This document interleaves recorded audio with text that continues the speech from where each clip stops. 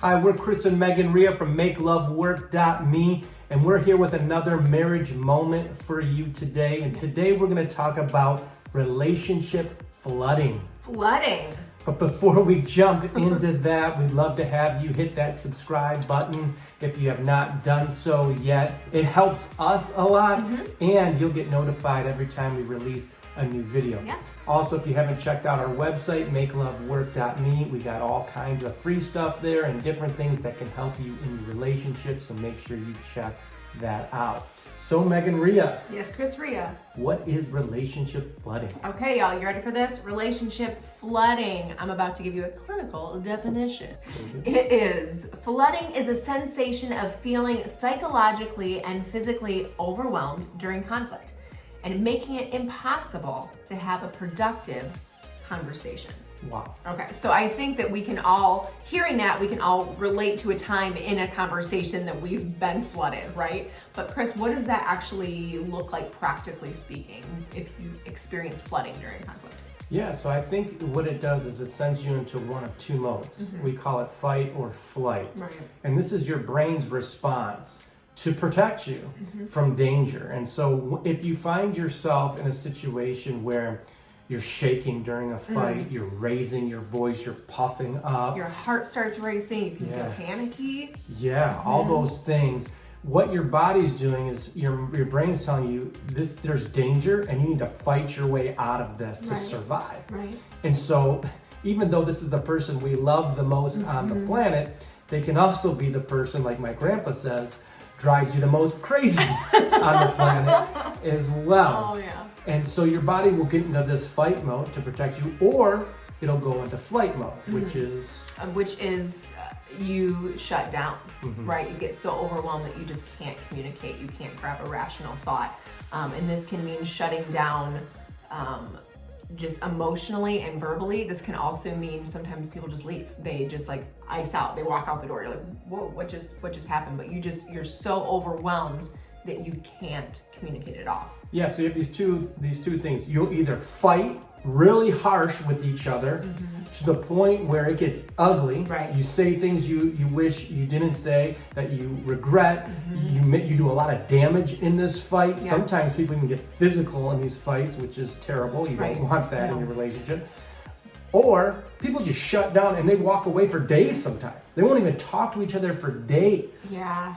Both of these are very unhealthy ways to resolve conflict, and they're signs that there's flooding in your relationship. But there's good news. There's you can hope. fix flooding. Yes, you can. Very easily by doing two things. Megan, what's the first thing? So the first thing is going to be what we like to call an adult timeout. Okay? You need a timeout. And what this looks like and what this doesn't look like. Okay? This does not look like you just leaving without communicating to your partner what you're experiencing. Right. Okay? What this does look like is going, babe, I love you.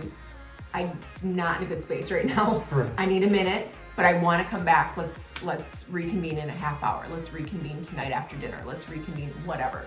Set a time that you're going to come back. Yeah, together. because some spouses, some people feel like me, I want to resolve it now. Yes. I don't want to wait. I don't want this hanging over my head all night. I want to get, talk it through, resolve it, get it over with. But not everyone's wired that way. Some people need a minute. Right. Yeah, it's not fair. So walk away, like Megan said, for 30 minutes. So what do you do when you walk away for 30 minutes? So you're going to do something that really helps return it calms the fight or flight, okay? And it's gonna get the adrenaline out of your body. So for some people, that's gonna look like getting outside, going for a walk. Maybe that's going for a run. Maybe you're gonna lift weights. Maybe you're going to just go read. Maybe you're gonna go just breathe. What you're not doing though, okay, is ruminating on the fight that you just had or about to have. Right. Our brains, our minds are like a theater, and sometimes they can play scenarios over and over and over again. And before you know it, you're mad at your partner for something that has not happened, might not happen, okay? And your body's keeping you in fight or flight mode while you're thinking through all those things. Yeah. You're not getting a break away from that. Right. So you're gonna do something that calms you, that gets the adrenaline out of your body, basically. and kind of resets you, gets you in a healthier frame of mind to have a calmer conversation. Yeah, and then the second thing is when you do come back together, there's a way to communicate with your spouse that is open and honest, lets them know what's wrong and how you feel about what's wrong, Right. versus putting them on the defensive. Yes. See, most of us, we don't understand how to really present the information in our brains, and we end up putting our partner on the defensive all the time. Yeah. We don't even realize it, and we're putting them in the defensive, and then they're fighting back because they're feeling insecure that you don't love them, or you don't look at them Not the way. seeing what I'm doing, what I'm contributing to this relationship. Right, so they're responding out of an insecurity. So you need to be able to come to the table and tell them, listen, this is what's going on with me, this is how I feel, and this is what I need. Yeah. And if you don't know how to do that in a healthy way, we've got a marriage starter course, a communication starter course on our website, makelovework.me. I'll put a link below here.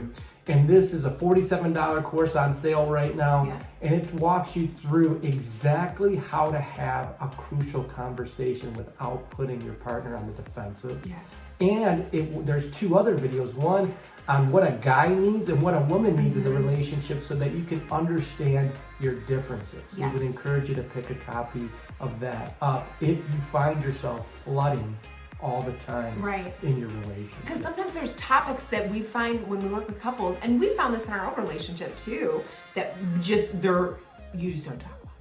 You just don't even broach these conversations, these topics.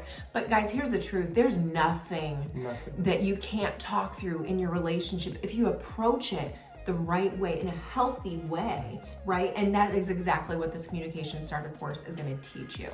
Yeah. So if you find yourself amped up during a fight with your spouse, saying things you don't mean, shaking, obvious adrenaline signs, Right. or shutting down, withdrawing all the time, then we encourage you to do something about it. It's not going to fix itself. No. Be intentional. So Megan and I say it. Be intentional. Invest into your relationship. It's the most important relationship you have. And then implement what you've learned. Absolutely. And we can help you do that. Please reach out to us if there's any way we can help. Yeah. So thank you guys for watching this video. We'll be back with another video soon. Have a great day. And remember, healthy relationships, never an accident. Have a good one.